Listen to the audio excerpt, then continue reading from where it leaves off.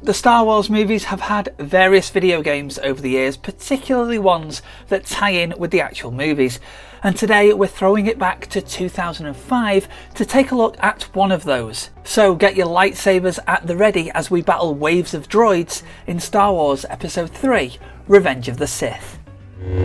This video game is a movie tie-in, and every so often you will see clips from the actual movie.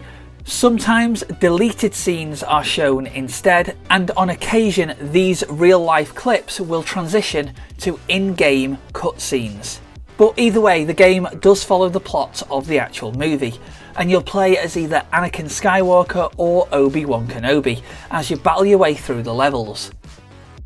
Released on the 5th of May 2005, incidentally 2 weeks before the release of the actual movie, for several systems, the PlayStation 2, Xbox, Game Boy Advance, Nintendo DS and the Symbian mobile platform, if anyone remembers that.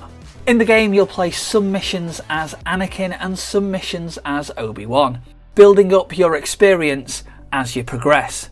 This experience system will increase when you attack your opponents, but if you get hit or you don't attack for a while, you'll see it decrease, with your attacks being ranked fair, good, impressive and masterful.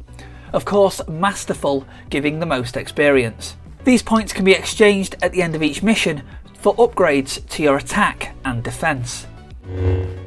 In terms of graphical elements, it is from 2005, which is the mid PS2 era. They are pretty good for the time. Of course, they have aged, but it is still clear and obvious who the characters are meant to be, and I think for the time, the animations also work quite well. There isn't just the main story that you can play, there's also bonus missions, and also in the PlayStation 2 and Xbox versions, a multiplayer duel mode, which is where you can pick various characters that appear throughout the game that, incidentally, you unlock by going through the main story. You can have them face off against each other in a lightsaber battle.